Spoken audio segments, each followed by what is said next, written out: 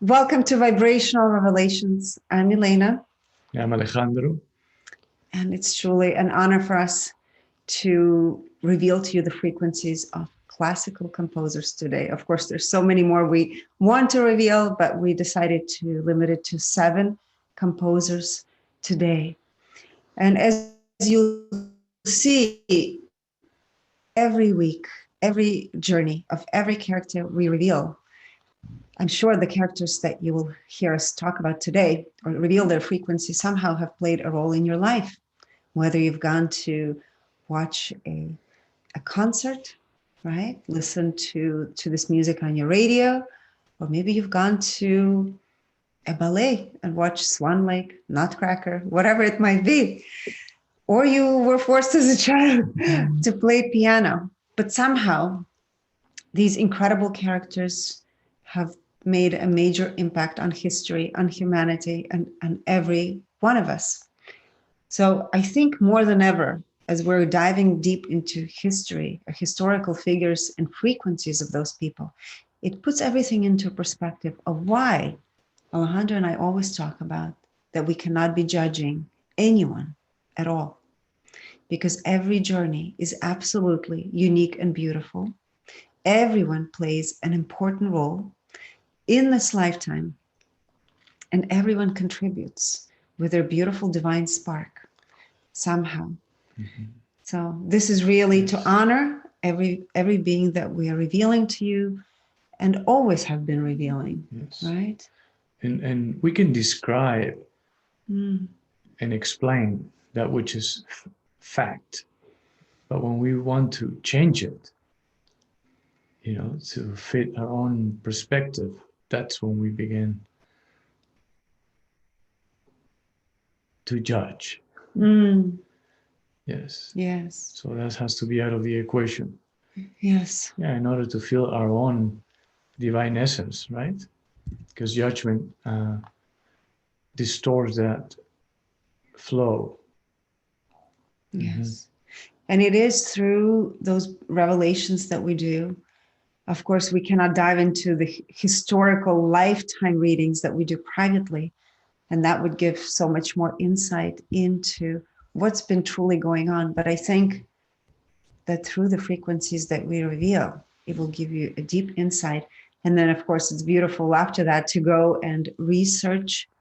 Actually, a girlfriend of mine had no idea that we're doing the revelations today. And she sent me a link this weekend. She said, you have to watch this movie. It's about Friedrich Chopin on Amazon, and it's called Desire for Love. I haven't watched it yet, but I'm so excited because it's interesting how the frequency actually of the title is tied in to the relationships of Friedrich Chopin. So we'll start with Friedrich Chopin. I want to make sure that all of you silence your microphones because we can hear the feedback at the moment. Mm-hmm. We just got a new device that whenever we hear that someone hasn't turned the video off, we can zap you. Hold on. So we might have to, okay, please make sure that you're muted because it's actually creating. You don't want to be zapped. Zapped, like last week, we had to actually remove someone from our live stream with Lada because it was creating a major interference. So anyway, thank you so much. Yes. Without further ado, Friedrich Chopin. Yes. Every one of those characters have such an incredible life. Of course, I'm kidding about the device, please. Okay. Friedrich Chopin, incarnated at the frequency of 200, frequency of courage. He was born at the frequency of 100, fear, and his overall frequency was 200. So he was able to transcend his birth frequency. He walked his hero's journey, right? Health, Friedrich Chopin viewed through the lens of 55, which is apathy.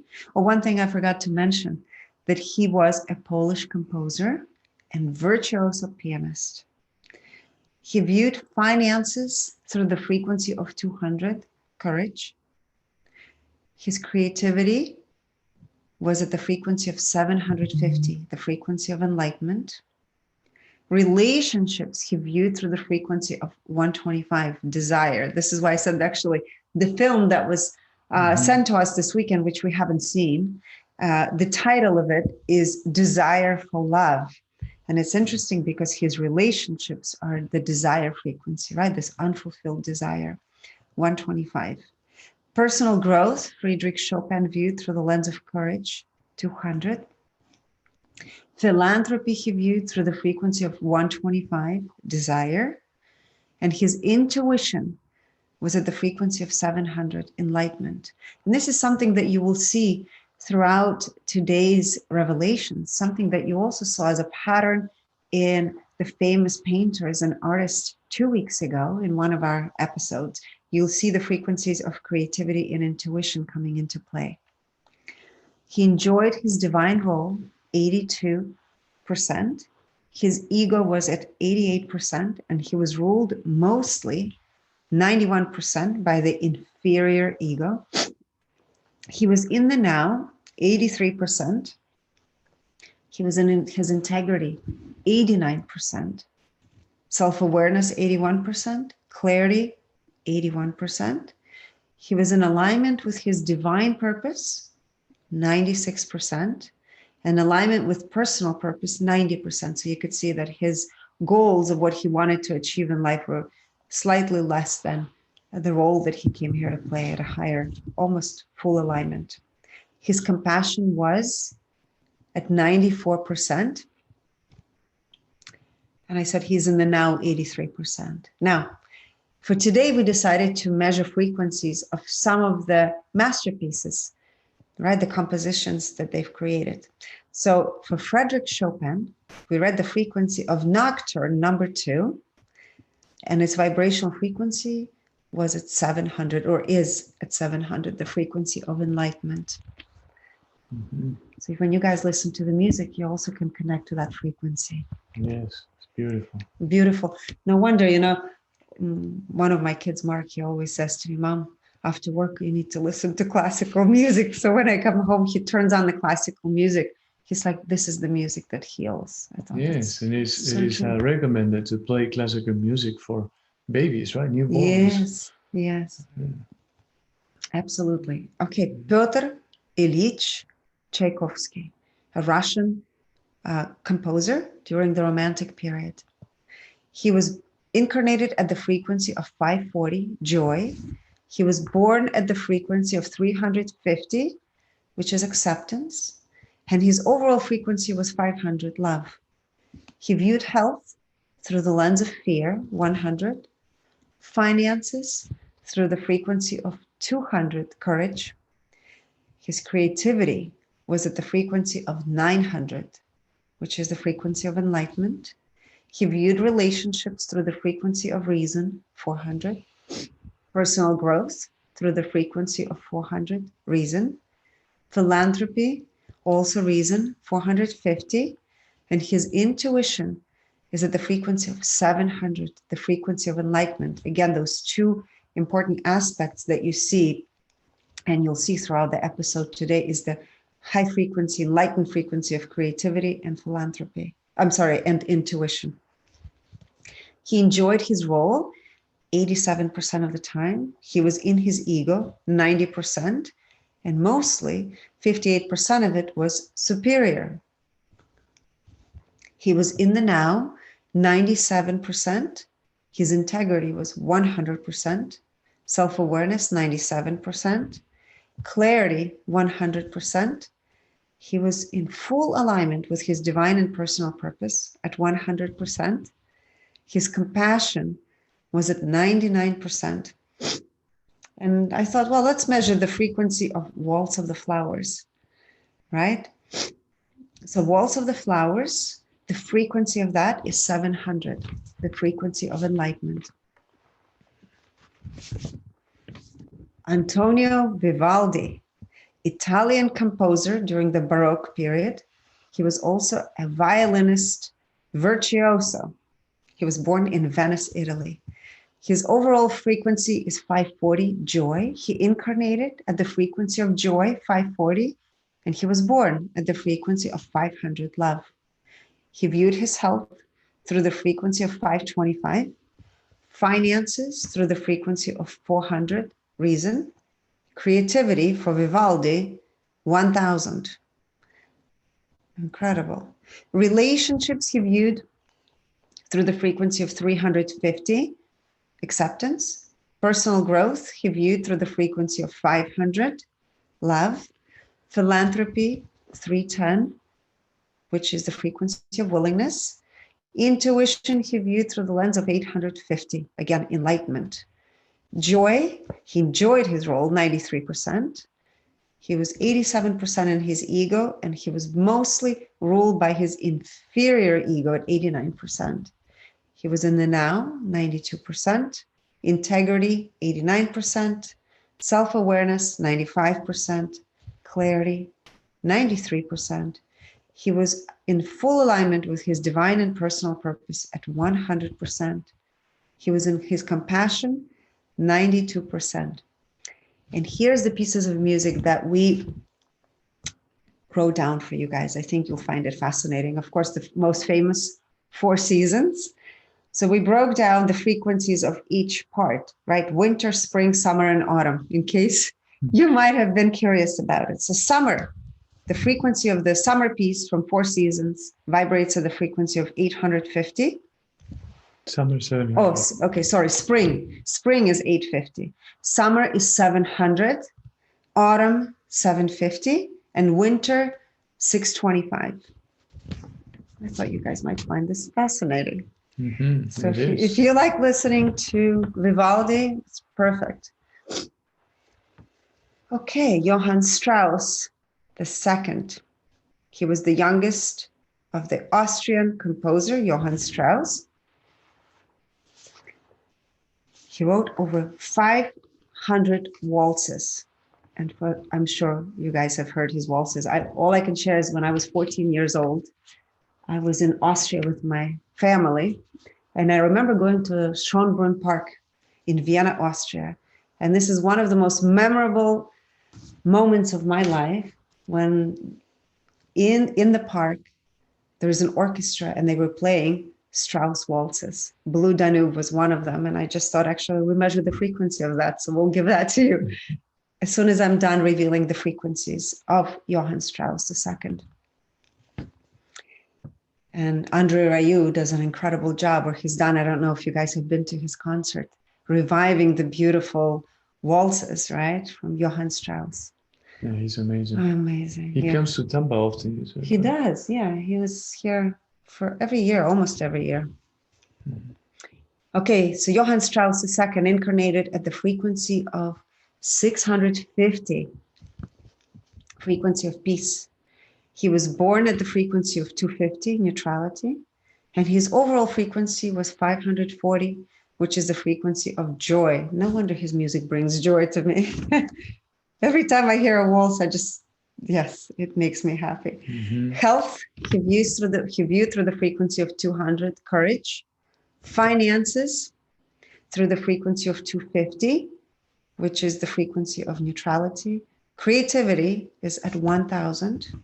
Relationships, 400. Personal growth, 600. Philanthropy, 540, joy. Intuition, 700, enlightenment. He enjoyed playing his role 93% of the time. He was in his ego 82%, and he was ruled most of the time by his inferior ego at 62%. He was in the now 94%. He was in his integrity 97%. Self-awareness 94%. Clarity 95%. He was aligned with his divine purpose at 98%, and with his personal purpose, 100%.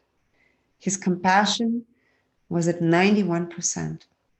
And here's the Blue Danube Waltz. Its overall frequency is 750. So enjoy. Mm-hmm. Yes. Amazing. Amazing. Now, Wolfgang Amadeus Mozart, prolific and influential Austrian composer of the classical period. His vibrational frequency in utero was 500, and he was born at the frequency of 250. So he went from the low frequency down to the neutrality frequency. His overall vibrational frequency, 125, which is the level of desire. The aspect of health he viewed through the lens of grief at 75. The aspect of finances, he viewed finances through the lens of desire at 125. Creativity, he viewed through a lens of enlightenment. Enlightenment at 900. They all have that in common, right? Very high numbers when it comes to creativity. Incredible, yes. Relationships, he was at 125, the level of desire. Personal growth, at the level of fear, 100. Philanthropy, the level of acceptance at 350. Intuition at 900, the level of enlightenment. That's wonderful. When it comes to how much he enjoyed the role that he played, he was at 56%. How much he paid attention to the ego or in the ego is at 87%. And out of the 87%, 90% represents the inferior version of the ego. How much time he spent in the present moment, or he was in the present moment, in the now, 83%. His integrity was at 89%. His self-awareness, 70%. His clarity, 71%. His alignment with divine purpose, 77%. And as we mentioned this earlier, people that tend to vibrate lower than the vibrational frequency they incarnated at tend to drift away from being in full alignment with their divine purpose. Right? That was the case with Mozart. His alignment with his personal purpose is at 91%. When it comes to compassion, he was at 88%. Wonderful. Now we measured one of his famous pieces, Symphony number 40 in G minor, and vibrates at the frequency of 750, which is the level of enlightenment, right? I mean, it's so beautiful, right? Like their creativity is translated so beautifully into their creation, into those frequencies. And that was a beautiful thing for us to see, and happy to share it with you. Right. There's something was revealed for the artists, right? For the artists, yes, but we didn't measure frequencies of their paintings. But the creativity aspect was very high. Yes, extremely high. Yes. Now, Beethoven, he incarnated at the frequency of 400, which is reason, intellect. He was born at the frequency of 110, so definitely he was greatly impacted by whatever his mother was experiencing at the time, right, while he was in utero. So went from the level of reason down to the level of fear. That's how he was born. His overall vibrational frequency, 250, which is the level of neutrality. It's a great thing. He was able to transcend the frequency of his birth, right? Now, when it comes to the aspect of health, he was at 75. Again, similar to Mozart. That is the level of grief. A lot of resistance there. No? When it comes to the aspect of finances, he was at 100, the level of fear. Also a lot of resistance there. Creativity, he was at 1,000. That's the maximum for the human experience, at least for this reality. And he was deaf at some point, composing. That's just amazing, right? He was just channeling. That is divine intelligence to its purest form there is. Relationships, he was at 250, which is the level of neutrality. Personal growth, also 250. Philanthropy, 250, the level of neutrality again. And intuition at 540. That is the level of joy, right? So he definitely recognized his intuitive abilities and also trusted what was coming through him, and paired with his 1000 in creativity. It's just remarkable. Yes, definitely remarkable. That's wonderful. He applied that to his career, right? When it comes to indie joy, how much he enjoyed the role that he played as Beethoven, he was at 60%. So he was not enjoying it much, apparently. When it comes to in the ego, how much he paid attention to the ego, he was at 98%. And out of the 98%, the inferior version of the ego represented 94% of that 98%, right? So that was overpowering. The superior only represented 6%. Now, when it comes to being in the present moment, he was 94%. That's amazing. And this is really has a lot to do with his creativity being at 1000 and his intuition at 540, right? And since that is linked to what he was doing for a living, that's why he's a high number when it comes to being in the present moment, right? Because that's what he was doing daily, on a daily basis. He was fully connected there. When it comes to integrity, his integrity was at 97%. His self-awareness, 85%. His clarity, 86%. His alignment with divine purpose was at 92%. And again, he incarnated at 400. His overall vibrational frequency was 250. So I feel that has a lot to do with how aligned you are with your divine purpose as well, right? A few other factors we have to take into consideration, but that really is a key player there. When it comes to his alignment with his personal purpose, he was at 81%. His compassion at 73%. And then we read the vibrational frequency of one of his famous pieces, Moonlight Sonata, and vibrated at 850, which is wonderful. You know, I actually posted, I think, a documentary about him in our Facebook group I found.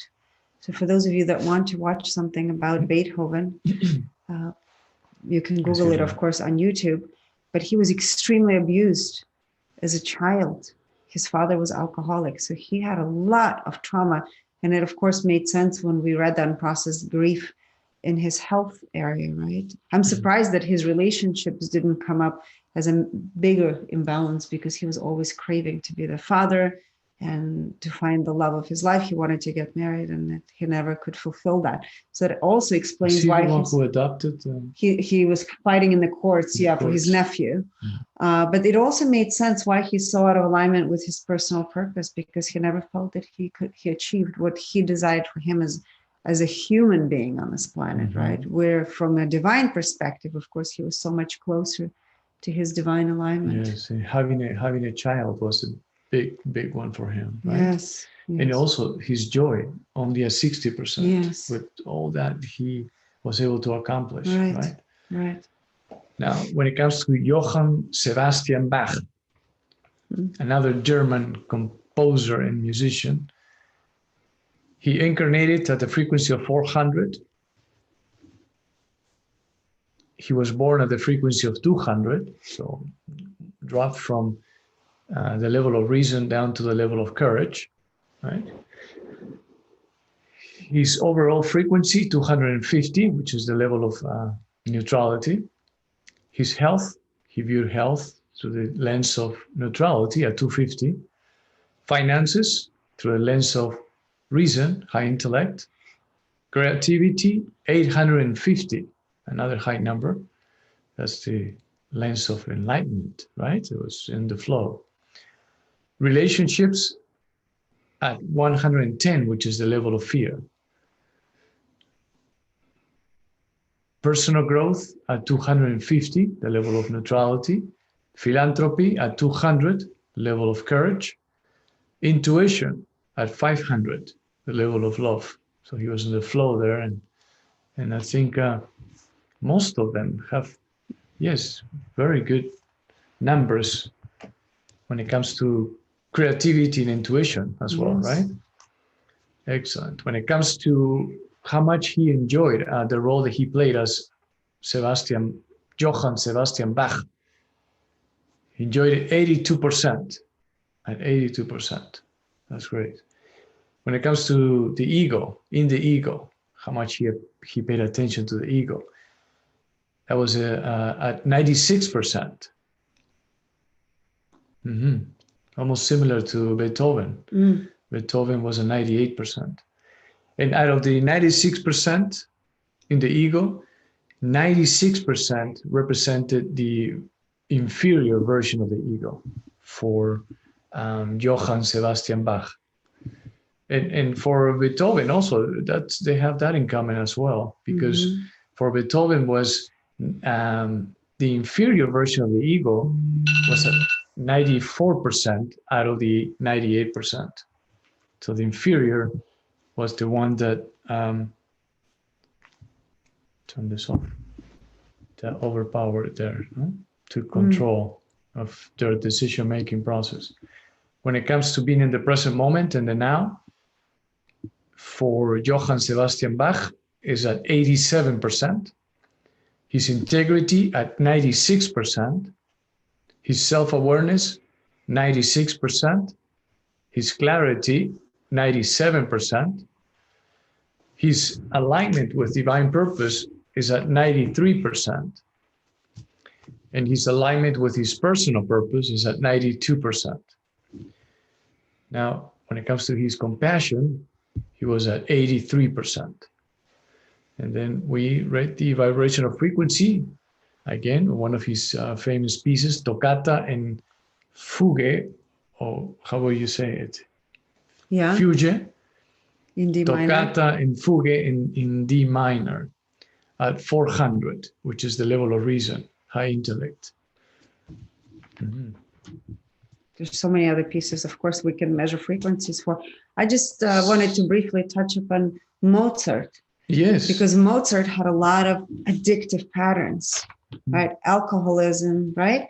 So it makes sense that he was embodying that 125 frequency because it's the frequency for most of the addicts that we've seen in all of our readings. Yeah, alcohol really destroyed him. Right? No one wanted to help him anymore. They couldn't. He didn't want to. Right. He wasn't open to receive help. He was he was homeless, right? For a while.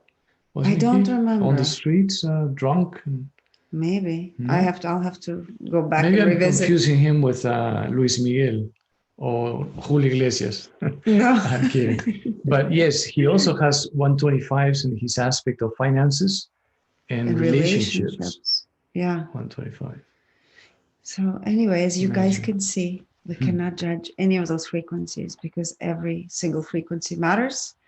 And especially those incredible human beings that we just shared with you that brought this immense amount of gorgeous music into our lives. For some of us, it's listening to this music daily. For others, it's sometimes.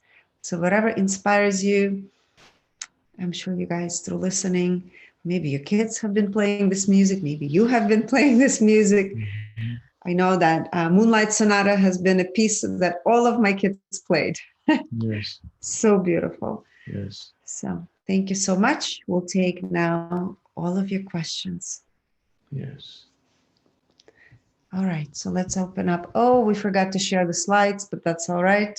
I forgot to do that today. I was just completely engulfed in the classical music world. You forgot to remind me.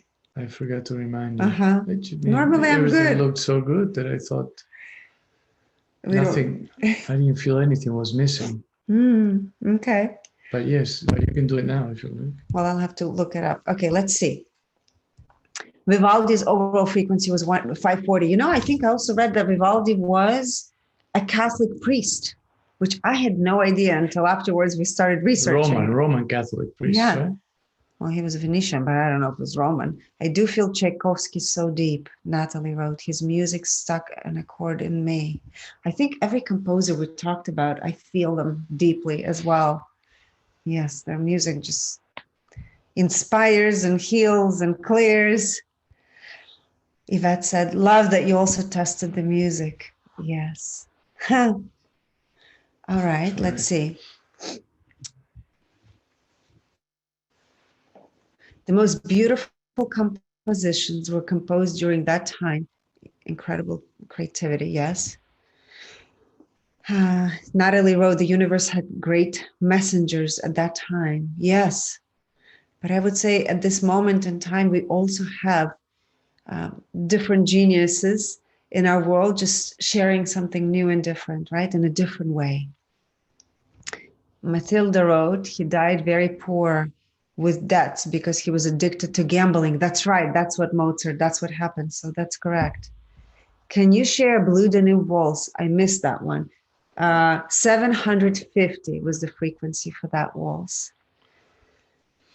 Interesting that 6 out of 7 had most of their ego in the inferior when they had such talents. The inferior is where they do not think they're good enough, right? Yes. Mm-hmm. It's actually something that we see in most human beings, that it's the part that makes us perfectionists. It's the part that makes us doubt ourselves and push through the ceilings. We tend to become our own worst self-critics, right?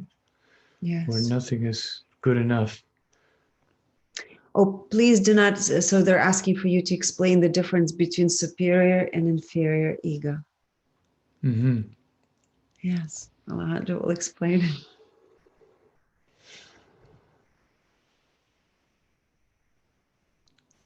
Superior and inferior. Okay, something else was coming to mind I wanted to share, but didn't come through completely. But just the superior version of the ego is that voice that is pretty much, we have labeled ego, those thoughts that bring resistance, right? They tend to pull us out of the present moment and activate the self-defensive mechanism, giving us the illusion of keeping us safe. But those thoughts are based on history, right? And that history has knowledge in it. So it's good to, hear it because it has knowledge, but not allow it to stop us from listening to our inner voice. We don't want to get lost in the knowledge, right? Not allowing divine intelligence to flow or recognize our inner wisdom.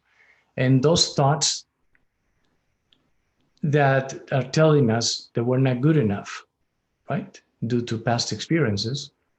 They're telling us that it doesn't matter how we do something, how much energy we put into it, at the end we're going to feel that it's not good enough, right? It's never going to be good enough. So that is the inferior version of the ego. The superior version of the ego is the opposite. That those thoughts that are telling us that there's nothing else to be learned, we know it all, no one can teach us anything, and we're better than everyone else. Yes. And then those that have low compassion, very low compassion numbers, and their ego is at 100%. Superior. And the overall ego is at 100%. And then out of the 100%, 100% of that is driven by the superior version of the ego. More than likely will have narcissistic tendencies, egotistic, narcissistic. Yes. Yeah.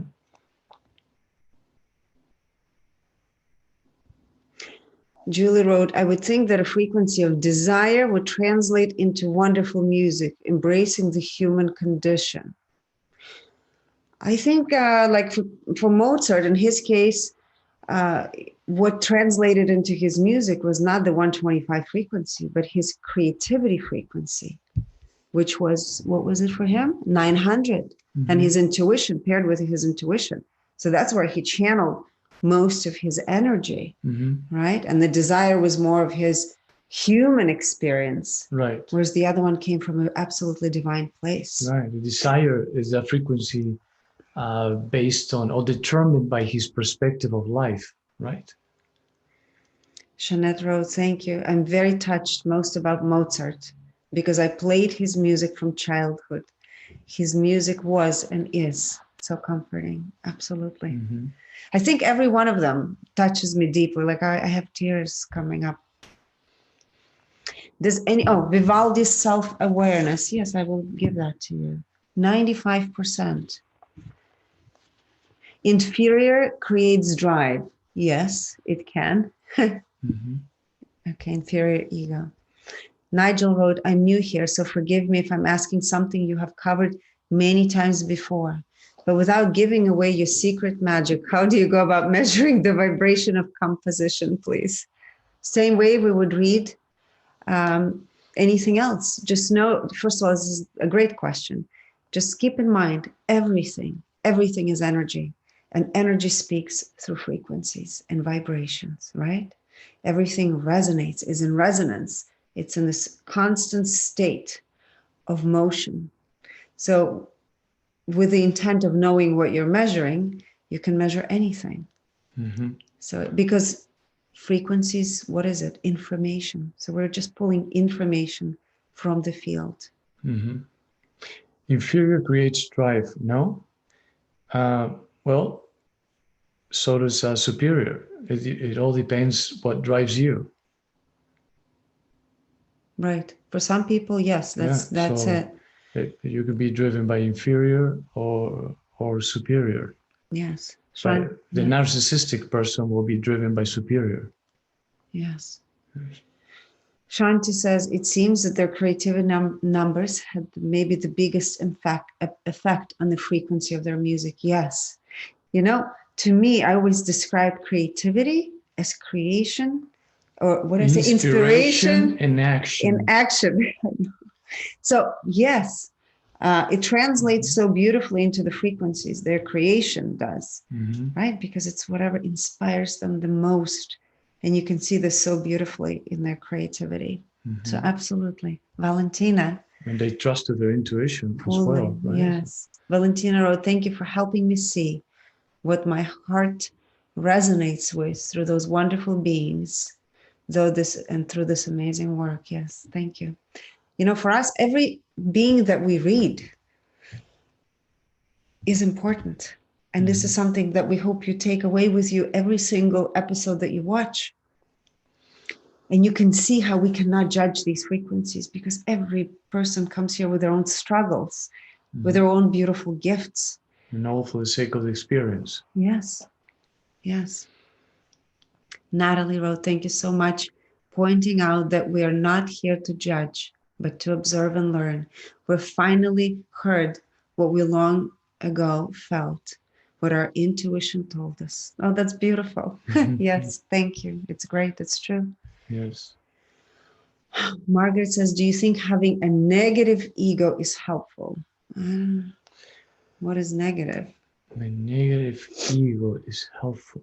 What do you mean by negative? Like not having ego or having inferior ego or superior ego can be viewed? So, well, like depends of what you define as negative, right? Because like I said, ego is just, we have labeled ego, those thoughts that bring resistance most of the time, right? Where we tend to get lost in the knowledge that those thoughts are bringing, right? Which are based on history, rather your history or someone else's history that you decided to acquire as your own, rather through a conversation, reading a book, or watching TV. And the thought since it has knowledge, it really is, it could be positive or negative. It all depends how you use it, how you apply it to your journey. Yes. Right? Mathilda says, is it more difficult for you to measure people's frequency who have passed away? It's the same because, if you think about it, past, present, and future is all happening in the now. Everything is recorded in the divine field or the biofield. So think of the biofield as the record keeper of experiences, events, situations, and emotions. So therefore, it's a matter of just retrieving information, whether somebody's in a physical plane or non-physical plane, right? Mm-hmm. So that's really the only difference. But otherwise, there's really no difference because everything is energy. Yes. Everything is information. And the only difference between the non-physical and the physical is the physical. Oh, you know what? It reminds me, which Alejandro still has to watch it. Maybe we'll watch it at some point. Oh, yes, the movie. That's right. I told you about this movie. Okay, if you guys haven't seen it, it's made by Pixar on Disney Plus. My 17-year-old Mark, who likes to listen to classical music. I keep bringing him up in here. One day you'll have to meet him. Mm-hmm, yes. 2 days ago at night, he's like, Mom, we have to watch this movie. He's been asking me for a couple of months to watch the movie. The movie is called Soul, Soul. You guys have to see it. It's an incredible journey of somebody that crosses over and really what the meaning of life is. And actually, it's everything that we talk about in here, which is joy. The meaning of life is joy. Exactly. It's a wonderful message. The purpose of life is joy. Yes. And as you noticed or learned, as we have, that it doesn't matter how low or high you vibrate. What matters is how much you're enjoying the role that you're playing in this lifetime, right? So everyone is really pursuing that to enjoy the role to the fullest level possible. Yes. So Natalie wrote, we're pulling the information and we break it down to pieces to analyze. We know that the light will break through the clouds. Mm-hmm. Amazing, simply amazing. Yes. Beautiful. Margaret meant the inferior ego. So it's now we're scrolling down to look. Yes. And we've learned as well that the ego is all this thoughts to bring resistance, like I said, everything that I already mentioned. It really contributes to creating contrast, right? So which is detrimental for the human experience. And it's not going away. The idea is not to remove it completely or kill the ego. It's just learn to dance with it and not allow those thoughts that bring resistance to take over and dictate what the next step in your life is or should be.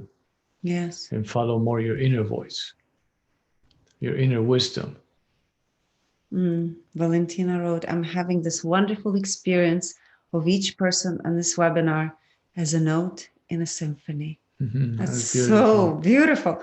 You know what? This is how perhaps we should see life and every human being as a beautiful musical note. And all of us play an incredibly gorgeous symphony together. Mm-hmm. Yes. Yvette, have you seen people significantly increase their creativity frequency over time? We've seen people increase intuition, relationships, health. Creativity, we haven't tracked enough to give you enough of that insight. But anything is possible if you focus your attention towards it, right? And learn to release the resistance of whatever resistance it is that you're experiencing. Yeah. And that resistance is due to how you learned and trained yourself to relate, with that aspect. So if you recognize what is it that what emotion is triggering or creating that resistance, then you can reprogram that and release that resistance and therefore enhance the flow of consciousness so you can experience more magical moments, right? Yes, we have another question. Where does the ego have to be in order for you to say that the person has learned to dance with the ego?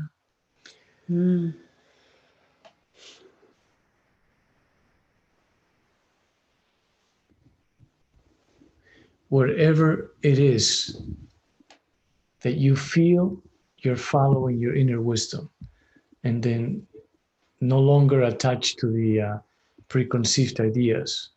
And then you feel that you have detached from the labels that you trained yourself to identify with. So what number? It changes for everyone. I used to take 4 sugars in my coffee. Document me. You know, my father would say, "Are you crazy? Just put 2." You know, and my mother would say, "Just put 1." And then my cousin wouldn't put any sugar. So really it's based on what you want to experience and how you want to feel. I wouldn't say there's a one formula fits all, but by focusing on enjoying the role that you're playing, right? And doing the things that inspire you the most, the things that bring you joy, the things when you are experiencing what is, or they take you to the flow zone, right? Yes, when you're on the flow, that's it. So I have a couple of questions for you. We do. So next week we're thinking about doing Q&A. If there are questions you would like for us to answer, make sure that you guys also post them in the community, because what we'll do is we'll print them out and then we'll just go through them next week.